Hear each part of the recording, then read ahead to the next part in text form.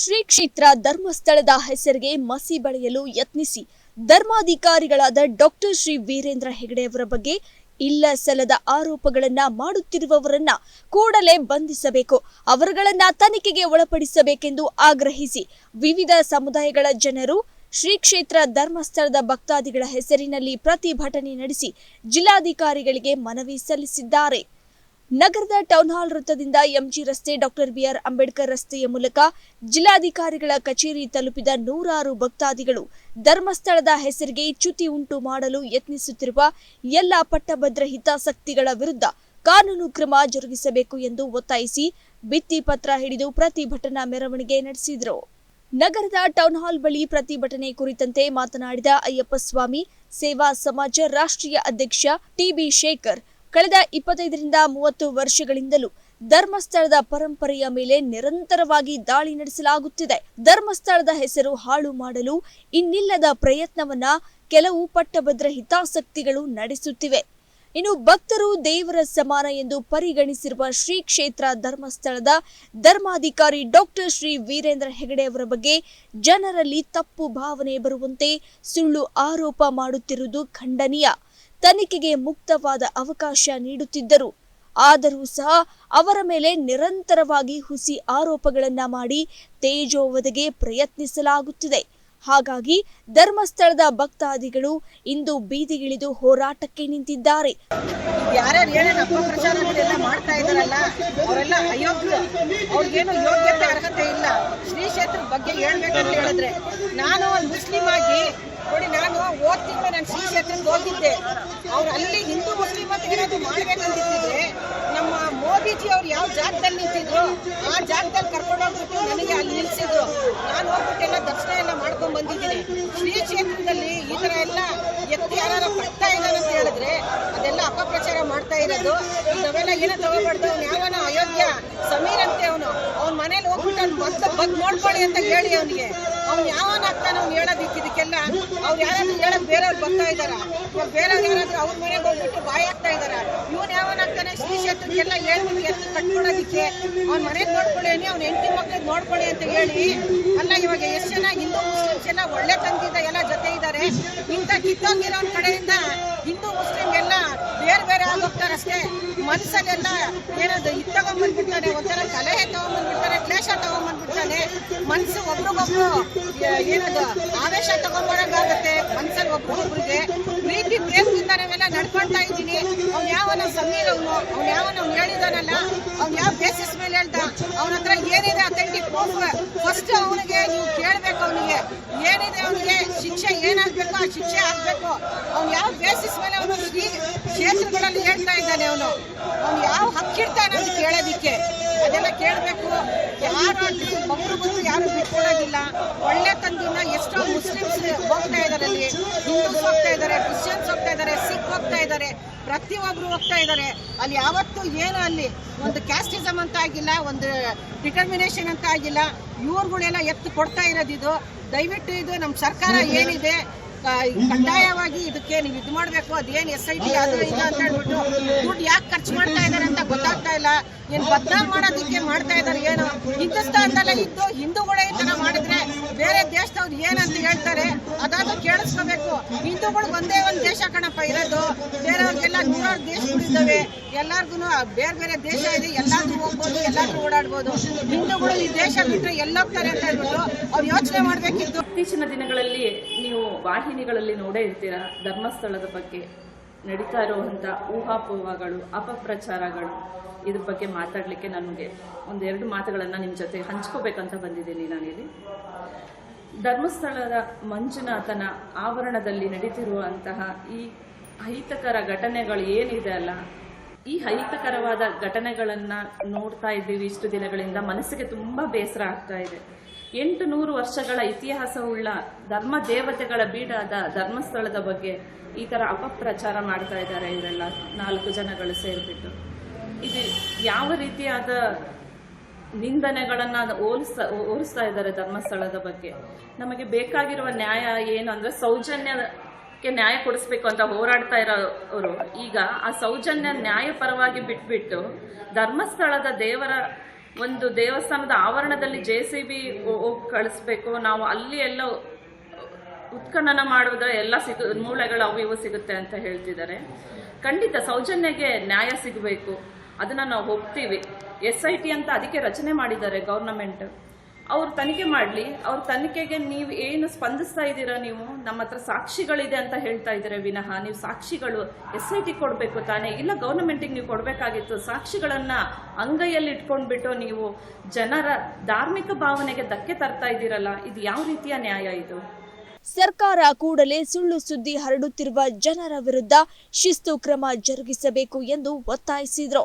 ಬೆಳ್ಳಾವಿಯ ಶ್ರೀ ಕಾರದ ವೀರಬಸವ ಸ್ವಾಮೀಜಿ ಮಾತನಾಡಿ, ಪುಣ್ಯ ಕ್ಷೇತ್ರಗಳ ಬಗ್ಗೆ ಮಾಡುವ ಅಪಪ್ರಚಾರಗಳನ್ನ ನಾವೆಲ್ಲರೂ ಖಂಡಿಸಬೇಕಾಗಿದೆ. ಮಠಮಾನ್ಯಗಳು ಒಂದು ಸರ್ಕಾರಕ್ಕೆ ಪರ್ಯಾಯವಾಗಿ ಸಾಮಾಜಿಕ ಕಾರ್ಯಗಳಲ್ಲಿ ತೊಡಗಿವೆ. ಇದನ್ನ ಸಹಿಸಲಾಗದೆ ಕೆಲವರು ಶ್ರೀ ಕ್ಷೇತ್ರ ಧರ್ಮಸ್ಥಳದ ಬಗ್ಗೆ ಅಪಪ್ರಚಾರದಲ್ಲಿ ತೊಡಗಿದ್ದಾರೆ ಎಂದರು. ಇವತ್ತು ಪುಣ್ಯಕ್ಷೇತ್ರ ಧರ್ಮಸ್ಥಳಕ್ಕೆ ನಾವು ನೀವೆಲ್ಲರೂ ಇವತ್ತೆಲ್ಲ ನೋಡ್ತಾ ಇದೀವಿ, ಟಿವಿ ಮಾಧ್ಯಮಗಳಲ್ಲೆಲ್ಲ ನೋಡ್ತಿದ್ದೇವೆ. ಆ ಮಾಧ್ಯಮಗಳಲ್ಲಿ ಏನಾಗಿದೆ ಅಂತಂದ್ರೆ ಇನ್ನೂ ಅದು ಪರೀಕ್ಷಣೆ ಆಗಿಲ್ಲ, ಪ್ರಮಾಣಿಸೇ ನೋಡಿಲ್ಲ, ಸುಮ್ಮನೆ ಏನ್ ಬೇಕಂತಲ್ಲ ಮಾತನಾಡುವಂತ ಭಾವನೆಗಳು ಹುಟ್ಟುಕೊಂಡ್ಬಿಟ್ಟಿದ್ದಾವೆ. ಅದು ಆಗಬಾರದು, ಅದನ್ನ ನಾವು ಖಂಡಿಸ್ತೇವೆ. ಸತ್ಯ ಸಿಗಲಿ, ಯಾರ್ದಾದ್ರೂ ಆಗಲಿ, ಒಳ್ಳೇದಾಗಲಿ, ಅದ್ರ ಬಗ್ಗೆ ನಮ್ಮ ಅಭಿಪ್ರಾಯ ಇಲ್ಲ. ಏನು ಅಂತಂದ್ರೆ ಸುಮ್ಮನೆ ಊಹಾಪೋಹಗಳಿಗೆ ಮಾತುಗಳನ್ನ ಕೊಟ್ಟು ಧ್ವನಿಗೆ ಧ್ವನಿಯಾಗಿ ವಾದ ಮಾಡಿ ಜಗಳ ಮಾಡಿ ಉಳಿದಾಡಿ ಎಲ್ಲವನ್ನು ಮಾಡಿದ್ರೆ ಏನು ಪ್ರಯೋಜನ ಇಲ್ಲ. ಇದು ಏನಾಗಬೇಕಾಗಿದೆ, ಇನ್ನು ತನಿಖೆ ಮಾಡ್ತಿದ್ದಾರೆ. ತನಿಖೆ ಹಂತದಲ್ಲಿರುವಾಗಲೇ ವೀರೇಂದ್ರ ಹೆಗ್ಗಡೆ ಹಂಗೆ ಧರ್ಮಸ್ಥಳ ಹಿಂಗೆ ಅಂತ ಮಾತನಾಡೋದು ತಪ್ಪಾಗ್ತದೆ. ಇನ್ನು ಮಾಜಿ ಸಚಿವ ಎಸ್ ಶಿವಣ್ಣ ಮಾತನಾಡಿ, ಶ್ರೀ ಕ್ಷೇತ್ರ ಧರ್ಮಸ್ಥಳ ಸಮಸ್ತ ಹಿಂದೂಗಳ ಪಾಲಿಗೆ ಪವಿತ್ರ ಕ್ಷೇತ್ರವಾಗಿದೆ. ದೇವರ ರೂಪದಲ್ಲಿರುವ ವೀರೇಂದ್ರ ಹೆಗ್ಗಡೆ ಅವರಿಗೆ ಕೆಟ್ಟ ಹೆಸರು ತರಲು ಕೆಲ ಸಮಾಜ ವಿದ್ರೋಹಿಗಳು ಕಾರ್ಯನಿರ್ವಹಿಸುತ್ತಿದ್ದು, ಇಂಥವರ ವಿರುದ್ಧ ನಾವೆಲ್ಲರೂ ಒಗ್ಗೂಡಿ ಹೋರಾಟ ನಡೆಸಬೇಕಾಗಿದೆ. ಧರ್ಮಸ್ಥಳದ ಬಗ್ಗೆ ಮಾಡುತ್ತಿರುವ ಅಪಪ್ರಚಾರ ನಿಲ್ಲಬೇಕು ಎಂದರು. ಅಪಪ್ರಚಾರ ಮಾಡ್ತಾ ಇರೋದನ್ನ ಎಲ್ಲರೂ ತುಂಬಾನೇ ನೋವಿನಿಂದ ಇದ್ವಿ. ಇವತ್ತು ನಮ್ಮ ತಾಳ್ಮೆಯ ಕಟ್ಟೆ ಹೊಡೆದಿದೆ. ನಮ್ಮ ತುಮಕೂರು ಜಿಲ್ಲಾಧಿಕಾರಿಗಳಿಗೆ ಇವತ್ತು ಮನವಿ ಪತ್ರ ಕೊಟ್ಟಿದ್ದೀನಿ. ನಾನು ಒಂದೇ ಅವ್ರನ್ನ ಕೇಳೋದು, ಸೌಜನ್ಯ ಹೆಸರು ಹೇಳ್ಕೊಂಡು ಇಷ್ಟು ಜೀವನ ಮಾಡಿದ್ವಿ, ಸೌಜನ್ಯ ನ್ಯಾಯ ಸಿಕ್ಕಿದ್ರೆ ನಿಮ್ಮ ಪಾಡೇನು? ನೀವೆಲ್ಲ ನಿರುದ್ಯೋಗಿಗಳಾಗಿ ಅಭ್ಯಪಾರಿಗಳಾಗಿ ಬೀದಿಗೆ ಬೀಳ್ತೀರ ಅನ್ನೋ ಭಯನ ಇದನ್ನೆಲ್ಲ ನೋಡ್ತಾ ಇದ್ರೆ. ಸೊ ಅದರಿಂದ ಸೌಜನ್ಯಾಗ ನಾವು ನ್ಯಾಯ ಕೊಡಿಸ್ತೀವಿ. ನಮ್ಮ ಪೂಜ್ಯರನ್ನ, ನಮ್ಮ ಧರ್ಮಕ್ಷೇತ್ರನ ನಾವೆಲ್ಲ ಕಾಪಾಡ್ಕೊತೀವಿ. ನಿಮಗೆಲ್ಲನೂ ನಿಮ್ಮ ಎಲ್ಲಿ ನಿಮ್ಮ ಪೂರ್ವಾಶ್ರಮ ಇತ್ತೋ ಅಲ್ಲಿಗೆ ವಾಪಸ್ ಕಳಿಸ್ತೀವಿ. ಎಲ್ಲೂ ಇಲ್ಲದೇ ಇರೋ ಜಾಗನ ನೀವು ನೋಡ್ಕೋಬೇಕಾಗ್ತದೆ ಅಂತ ಅಂದು ಹೇಳ್ತಾ ಇವ್ರುಗಳಿಗೆಲ್ಲ ಎಚ್ಚರಿಕೆ ಕೊಟ್ಟು ಮುಂದಿನ ದಿನಗಳಲ್ಲಿ ಈ ಅಪಪ್ರಚಾರ ಈ ಒಂದು ಪ್ರತಿಭಟನೆಯನ್ನು ನಡೆಸ್ತಾ ಇದ್ದೀವಿ. ಪೂಜ್ಯ ಕಾವಂದರು ಹಾಗೂ ಶ್ರೀಕ್ಷೇತ್ರದ ಒಂದು ಕೆಟ್ಟ ಹೆಸರು ತರಬೇಕು, ಹಾಗೆ ಅಪಪ್ರಚಾರವನ್ನು ಮಾಡಿ ಸಮಾಜದಲ್ಲಿ ಕೆಟ್ಟವಾಗಿ ಬಿಂಬಿಸಬೇಕು ಪೂಜ್ಯರನ್ನು ಅನ್ನೋ ಒಂದು ಉದ್ದೇಶವನ್ನು ಇಟ್ಕೊಂಡು ಈ ಬುರುಡೆ ಪ್ರಕರಣ ಏನಿದೆ, ಈ ಬುರುಡೆ ಪ್ರಕರಣದ ರೂವಾರಿ ಬುರುಡೆ ಭೀಮ ಯಾರಿದ್ದಾನೆ ಆತನ ಫಸ್ಟ್ ಬಂಧಿಸಬೇಕು. ಆತನಿಂದಲೇ ಆತನ ಬುರುಡೆ ಪರೀಕ್ಷೆ ಮಾಡಿದ್ರೆ ಇದೆಲ್ಲ ಬಯಲಾಗ್ತದೆ. ಆತ ಕೊಡ್ತಕ್ಕಂಥ ಪ್ರತಿಯೊಂದು ಜಾಗವನ್ನು ತೋರಿಸ್ತಾ ಹೋದರೆ ಒಂದು 15 ದಿವಸ ತೋರಿಸ್ತಾನೆ ಇದ್ದಾರೆ. ನಾಳೆ ದಿವಸ ದೇವಸ್ಥಾನ ಮುಂಭಾಗ ತೆಗೆದು ಅದು ತೆಗೆದು ಸರ್ಕಾರ ರೆಡಿ ಇದೆಯಾ? ದಯಮಾಡಿ ಇದನ್ನು ಸರ್ಕಾರ ಪರಿಶೀಲಿಸಬೇಕು. ಇದನ್ನು ಇವತ್ತು ನಿಲ್ಲಿಸಬೇಕು. ಈ ಸತ್ಯಾಂಶ ಏನಿದೆ ಅಂತ ಸಮಾಜಕ್ಕೆ ತಿಳಿಸಬೇಕು ಅನ್ನೋದನ್ನ ಕಳಕಳಿಯಿಂದ ಸರ್ಕಾರಕ್ಕೆ ಮನವಿ ಮಾಡ್ತೇವೆ.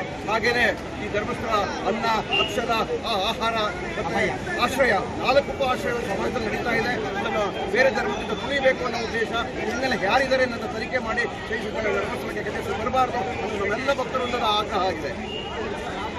ಶಿವರಾಜು ಅಂತ ಕರುನಾಡ ವಿಜಯ ಸೇನೆ ಅಧ್ಯಕ್ಷರು, ಮಧುಗಿರಿ ತಾಲೂಕು. ಈ ಅಪಪ್ರಚಾರದ ವ್ಯಕ್ತಿಗಳು ಏನಿದ್ದಾರೋ ಅವರಲ್ಲಿ ಏನೇ ಆಗಲಿ, ಏನೇ ಒಂದು ಮಾಹಿತಿಗಳು ಅವರಲ್ಲಿಲ್ಲ. ಇಲ್ಲದ ಸಲ್ಲದ ಆರೋಪಗಳನ್ನ ಒಡ್ಡಿಸ್ತಾ ಇರುವಂತ ವ್ಯಕ್ತಿಗಳನ್ನ ನೀವು ಮಾತುಕಟ್ಕೊಂಡು ಅವರು ಕುಣಿದಂತೆ ಸರ್ಕಾರ ಕುಣಿತಿರೋದು ತಪ್ಪು. ಅದರಿಂದಾಗಿ ದಯವಿಟ್ಟು ಈ ಕರ್ನಾಟಕ ಜನ ಭುಗಿಲೆತ್ತು ಆಕ್ರೋಶ ವ್ಯಕ್ತಪಡಿಸುವಷ್ಟರೊಳಗೆ ಏನಾರು ಅವ್ರ ವಿರುದ್ಧ ಕ್ರಮ ತಗೊಂಡು ನೀವು ಅವ್ರ ಮೇಲೆ ಶಿಸ್ತು ಕ್ರಮ ತಗೊಂಡು ಅವ್ರ ಮೇಲೆ ಜೈಲ್ಗೆ ಹಾಕಿ ಏನ್ ಮಾಡ್ತೀರೋ ಗೊತ್ತಿಲ್ಲ, ಅವ್ರನ್ನ ತಡೆಗಟ್ಟಬೇಕು. ಇಲ್ಲದಿದ್ದರೆ ರಾಜ್ಯಾದ್ಯಂತ ಉಗ್ರ ಹೋರಾಟ ಮಾಡಲು ಸಾರ್ವಜನಿಕರು ಸಿದ್ಧರಿದ್ದೇವೆ ಅಂತ ಹೇಳ್ಬಿಟ್ಟು ಈ ಮೂಲಕ ನಾವು ಎಚ್ಚರಿಸುತ್ತಿದ್ದೇವೆ ಸರ್ಕಾರಕ್ಕೆ ಅಂತ ಈ ಮೂಲಕ ನಾನು ಮನವಿ ಮಾಡ್ಕೊಳ್ತಿದ್ದೇನೆ. ಸುನಾಮಿ ಅನ್ನುವ ಅಲೆ ಎದ್ದಿದೆ ದೇವರ ಭಾಗದಲ್ಲಿ. ಮುಂದಿನ ದಿನಗಳು ರಾಜ್ಯಾಂತ ಸುನಾಮಿ ಅಲೆ ಎದ್ದರೆ ಸರ್ಕಾರ ಏನು ಮಾಡಲಾರದು. ದಯವಿಟ್ಟು ಆ ಸಮೀರ್ ತಿಮರೋಡಿ ಆ ಗ್ಯಾಂಗ್ ಅನ್ನು ಬಂಧಿಸಲಿಲ್ಲ ಅಂತಂದ್ರೆ ಇದು ಈ ಸುನಾಮಿ ಅಲೆಯನ್ನ ಸರ್ಕಾರ ತಡ್ಕೊಳಕ್ಕಾಗಲ್ಲ ಅಂತ ಎಚ್ಚರಿಸ್ತಿದ್ದೇವೆ. ತುಮಕೂರು ಜಿಲ್ಲೆಯ ಧರ್ಮಸ್ಥಳದ ಭಕ್ತಾದಿಗಳಿಂದ ನಡೆಸ್ತಾ ಇರ್ತಕ್ಕಂಥ ಈ ಒಂದು ಬೃಹತ್ ಪ್ರತಿಭಟನೆ ಧರ್ಮಸ್ಥಳ ನಮ್ಮ ದಕ್ಷಿಣ ಕಾಶಿಯಲ್ಲೇ ಸುಪ್ರಸಿದ್ಧವಾದಂಥ ಇಡೀ ರಾಜ್ಯ ಅಲ್ಲ ದೇಶಕ್ಕೆ ಮಾದರಿಯಾಗಿರ್ತಕ್ಕಂಥ ಒಂದು ಧರ್ಮಸ್ಥಳ ಕ್ಷೇತ್ರವನ್ನು ಇವತ್ತಿನ ದಿವಸ ಕಿಡಿಗೇಡಿಗಳು ಏನು ಇವರು ಷಡ್ಯಂತ್ರ ನಡೆಸಿ ಈ ಒಂದು ಧಾರ್ಮಿಕ ಕ್ಷೇತ್ರಕ್ಕೆ ಒಂದು ಧಕ್ಕೆಯನ್ನು ಮಾಡಬೇಕು, ಕಪ್ಪು ಚಕ್ಕೆ ಏನ್ ಮಾಡಬೇಕು ಅಂತ ಹೇಳಿ ಹೊರಟಿರ್ತಕ್ಕಂಥ ಕೆಲವು ಯೂಟ್ಯೂಬರ್ಸ್ಗಳು ಸುಳ್ಳು ವದಂತಿಯನ್ನು ಹಬ್ಬಿಸಿ ಅವರೇ ಜಡ್ಜ್ಗಳಾಗಿ ಅವರೇ ತೀರ್ಪು ಕೊಡುವಂಥದ್ದು. ಇದನ್ನೆಲ್ಲ ಮಟ್ಟ ಹಾಕಿ ಅವ್ರಿಗೆಲ್ಲ ಶಿಕ್ಷೆ ಆಗಬೇಕು. ಮತ್ತು ಮಹೇಶ್ ತಿಮ್ಮಾರೆಡ್ಡಿ ಅವರಿಗೆ ಈ ದುಡ್ಡು ಎಲ್ಲಿಂದ ಬರ್ತಾ ಐತೆ, ಯಾವ ಕಡೆಯಿಂದ ಬರ್ತಾ ಐತೆ, ಅವರ ದುಡ್ಡಿನ ಮೂಲಗಳನ್ನು ಮೊದಲು ಹಿಡಿಬೇಕು. ಮತ್ತು ಸೌಜನ್ಯ ತಾಯಿಗೆ ಒಂದು ಜೀವನ ನಡೆಸಕ್ಕೂ ಕಷ್ಟವಾಗಿರ್ತಕ್ಕಂಥ ಅವ್ರಿಗೆ ಇವತ್ತು ಒಂದು 3 ಕೋಟಿ ರೂಪಾಯಿಂದ 5 ಕೋಟಿ ರೂಪಾಯಿ ಅಷ್ಟು ಮನೆ ಕಟ್ಟೋದಕ್ಕೆ ದುಡ್ಡಿನಿಂದ ಬಂತು. ಈ ಒಂದು ಹಣದ ಮೂಲಗಳು ಯಾವ್ಯಾವ ಕ್ಷೇತ್ರದಿಂದ ಎಲ್ಲೆಲ್ಲಿಂದ ಬರ್ತಾ ಐತೆ, ಯಾವ್ಯಾವ ನಾವು ಬೆಂಕಿ ಹಚ್ಚಿಲ್ಲ. ಕಾರಣ ನಾವು ಶಾಂತಿ ದೂತರು, ಶಾಂತಿಗೆ ಬೆಲೆ ಕೊಡ್ತಕ್ಕಂಥವ್ರು. ಅದರಿಂದ ನಾವು ಕೇಳ್ತಕ್ಕಂಥದ್ದು ಸರ್ಕಾರಕ್ಕೆ, ಸಿದ್ದರಾಮಯ್ಯನವರೇ ದಯಮಾಡಿ ಈ ಒಂದು SIT ಅಂತ ಏನ್ ಮಾಡಿದಿರೋ ಇವತ್ತು ಆ SIT ತನಿಖೆಯಿಂದ ಏನೂ ಬಯಲಾಗಿಲ್ಲ.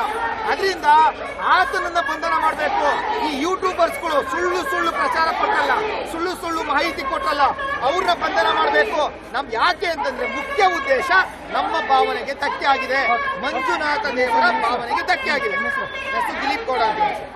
ಇನ್ನು ಪತ್ರಕರ್ತ ಆರ್ ಕಾಮರಾಜು ಮಾತನಾಡಿ, ಇಡೀ ವಿಶ್ವದಲ್ಲಿಯೇ ಧರ್ಮಸ್ಥಳ ಎಂಬ ಹೆಸರು ಭಕ್ತಿ ಮತ್ತು ಯುಕ್ತಿಗೆ ಹೆಸರಾಗಿರುವ ಪುಣ್ಯ ಕ್ಷೇತ್ರವಾಗಿದೆ.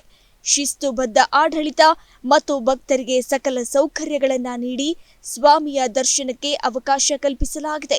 ಹೀಗಿದ್ದರೂ ಕೆಲವು ಪಟ್ಟಭದ್ರ ಹಿತಾಸಕ್ತಿಗಳು, ಕೆಲ ಯೂಟ್ಯೂಬರ್ಸ್ಗಳು ಧಾರ್ಮಿಕ ಪರಂಪರೆಗೆ ಕೆಲವರು ಚ್ಯುತಿ ತರುವ ನಿಟ್ಟಿನಲ್ಲಿ ಹುನ್ನಾರ ನಡೆಸಿ ಅಪಪ್ರಚಾರ ನಡೆಸಿ ಭಕ್ತರ ಧಾರ್ಮಿಕ ನಂಬಿಕೆಯನ್ನ ಒಡೆದು ಹಾಕಲು ಪ್ರಯತ್ನಿಸುತ್ತಿದ್ದಾರೆ ಎಂದರು. ಇದನ್ನ ನಿಲ್ಲಿಸಿ ಅವರು ಕಡಿವಾಣ ಹಾಕೊಂಡು ಮುಂದೆ ನಮ್ಮ ಕ್ಷೇತ್ರನ್ನ ಮತ್ತು ನಮ್ಮ ಹಿಂದುತ್ವವನ್ನ ಮತ್ತು ನಮ್ಮ ಭಕ್ತಾದಿಗಳನ್ನ ಉಳಿಸಿ ಅವರ ಏಳಿಗೆಗೆ ಯಶಸ್ವಿ ಮಾಡಬೇಕು ಅಂತ ಕೇಳ್ಕೊಂತ ನಾನು ಇವತ್ತು ಹೆಚ್ಚಿಗೆ ಮಾತಾಡಲ್ಲ. ಯಾಕೆಂದ್ರೆ ಇಡೀ ದೇಶಕ್ಕೆ ನಮ್ಮ ಕ್ಷೇತ್ರದ ಬಗ್ಗೆ ಗೊತ್ತಿರುತ್ತೆ, ನಿಮಗೂ ಗೊತ್ತಿರುತ್ತೆ. ನೀವು ಅದನ್ನ ಮನದಟ್ಟು ಮಾಡಿಕೊಂಡು ನೀವು ಆತ್ಮಾವಲೋಕನ ಮಾಡಿಕೊಂಡು ಅದರ ಬಗ್ಗೆ ಸೂಕ್ತವಾದ ತೀರ್ಮಾನವನ್ನು ಪ್ರಾಚೀನವಾದಂತಹ ಒಂದು ಹಿಂದಿನ ಕಾಲದ ಒಂದು ಪದ್ಧತಿ ಮತ್ತು ಒಂದು ಸಂಪ್ರದಾಯ ನಮ್ಮ ಇಡೀ ದೇಶದಲ್ಲೇ ಒಂದು ಸಾಂಪ್ರದಾಯಿಕ ಕ್ಷೇತ್ರಕ್ಕೆ ಹೆಸರಾಗಿರ್ತಕ್ಕಂಥ ಕ್ಷೇತ್ರ ಇದೆ. ಈ ಕ್ಷೇತ್ರಕ್ಕೆ ಕಿಡಿಗೇಡಿಗಳು ಯಾವುದೋ ಒಂದು ಕಾರಣವನ್ನು ಹುಡುಕಿಕೊಂಡು ಇವತ್ತು ಕ್ಷೇತ್ರಕ್ಕೆ ಅಲ್ಲಿರ್ತಕ್ಕಂಥ ಒಂದು ಯೋಜನೆಗೆ ಒಂದು ಕಪ್ಪು ಚಿಕ್ಕೆ ಬರಲಿಕ್ಕೆ ಒಳಗಿನಿಂದಲೇ ಹುನ್ನಾರ ಮಾಡ್ತಕ್ಕಂಥ ಕೆಲಸ ಮಾಡ್ತಾ ಇದ್ದಾರೆ. ಅದೇ ರೀತಿಯಲ್ಲಿ ಇವರು ಏನು ಕಾನೂನಿದೆ, ಸುವ್ಯವಸ್ಥಿತವಾಗಿ ನ್ಯಾಯಾಲಯಗಳಿದ್ದಾವೆ, ಒಂದು ಪೊಲೀಸ್ ಡಿಪಾರ್ಟ್ಮೆಂಟ್ ಇದೆ, ಇದಕ್ಕೆ ಸಂಬಂಧಪಟ್ಟಂತೆ ಸಾಕ್ಷ್ಯಾಧಾರಗಳು ಸಿಕ್ಕಿ ಒಬ್ಬರನ್ನು ನಿರಪರಾಧಿ ಅಂತ ಪರಿಗಣಿಸಿದಾಗ ಪೂರ್ತಿ ನಾವು ಅವ್ರನ್ನ ಅಪರಾಧಿ ಅಂತ ಹೇಳಿದ್ರು. ಶ್ರೀ ಕ್ಷೇತ್ರ ಧರ್ಮಸ್ಥಳ ಅಂತಕ್ಕಂಥದ್ದು ಕರ್ನಾಟಕದ ಎಲ್ಲ ಜನರ ಒಂದು ಮನೆ ಮಾತಾಗಿರುವ ಒಂದು ಧಾರ್ಮಿಕ ಒಂದು ಕ್ಷೇತ್ರ. ಅದೇ ರೀತಿ ಮಾನ್ಯ ಪೂಜ್ಯ ಶ್ರೀ ವೀರೇಂದ್ರ ಹೆಗ್ಗಡೆ ಅವರ ವಿಚಾರವಾಗಿ ನಾನು ವೈಯಕ್ತಿಕವಾಗಿ ಏನು ಹೇಳಬೇಕಾಗಿಲ್ಲ, ಸರ್ವರಿಗೂ ಗೊತ್ತು. ಅವರು ಮಾಡ್ತಿರ್ತಕ್ಕಂಥ ಎಲ್ಲ ಕಾರ್ಯಗಳನ್ನು, ಧಾರ್ಮಿಕ ಕಾರ್ಯಗಳನ್ನು ಕೂಡ ಎಲ್ರಿಗೂ ಗೊತ್ತು. ಏನು ಧರ್ಮಸ್ಥಳ ಗ್ರಾಮಾಭಿವೃದ್ಧಿ ಯೋಜನೆ ಅಂತಕ್ಕಂಥ ಒಂದು ಟ್ರಸ್ಟ್ನ ವತಿಯಿಂದ ಅವರು ಸಾಕಷ್ಟು ಧಾರ್ಮಿಕ ಕಾರ್ಯಗಳಲ್ಲಿ, ಸಾಮಾಜಿಕ ಕಾರ್ಯಗಳಲ್ಲಿ, ಸಾಮಾಜಿಕ ಚಟುವಟಿಕೆಗಳಲ್ಲಿ ತೊಡಕೊಂಡಿರೋದು ಸೂರ್ಯಚಂದ್ರನಷ್ಟೇ ಸತ್ಯ. ಇಂಥ ಒಂದು ಪವಿತ್ರವಾದಂತಹ ಕ್ಷೇತ್ರಕ್ಕೆ ಧರ್ಮಸ್ಥಳ ಭಕ್ತರಲ್ಲಿ ಒಬ್ಬರಾದ ವಿಜಯ್ ಭಾಸ್ಕರ್ ಮಾತನಾಡಿದ್ರು. ನಾನು ಕೂಡ ಶ್ರೀ ಕ್ಷೇತ್ರ ಧರ್ಮಸ್ಥಳದ ಪಕ್ಕದ ಬಳ್ತಂಗಡಿಯವರು. ಸುಮಾರು 50 ವರ್ಷಗಳಿಂದ ಈ ಕ್ಷೇತ್ರದ ಬಗ್ಗೆ ಕೆಲವರು ಆರೋಪಿಸುತ್ತಿರುವಂತೆ ಯಾವುದೇ ಆಘಾತಕಾರಿ ಪ್ರಕ್ರಿಯೆಗಳು ಇಲ್ಲಿ ನಡೆದಿಲ್ಲ.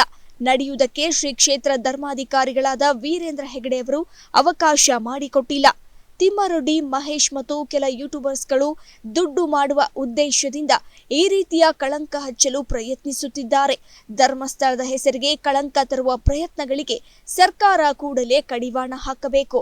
ಸರ್ಕಾರ ಕ್ರಮ ಕೈಗೊಳ್ಳದಿದ್ದರೆ ಹೋರಾಟ ನಿರಂತರವಾಗಿ ಮುಂದುವರಿಯಲಿದೆ ಎಂದು ಎಚ್ಚರಿಕೆ ನೀಡಿದರು. ಇನ್ನು ಈ ಸಂದರ್ಭದಲ್ಲಿ ಶ್ರೀ ಕ್ಷೇತ್ರ ಧರ್ಮಸ್ಥಳ ಭಕ್ತವೃಂದ ಹಾಗೂ ವಿವಿಧ ಸಂಘಟನೆಗಳ ಮುಖಂಡರು, ಸಾರ್ವಜನಿಕರು, ಮಹಿಳೆಯರು, ವಿದ್ಯಾರ್ಥಿನಿಯರು ಪಾಲ್ಗೊಂಡಿದ್ದರು. ಕರುನಾಡ ನ್ಯೂಸ್, ನಿಮಗಾಗಿ, ನಿಮ್ಮ ಸೇವೆಗಾಗಿ.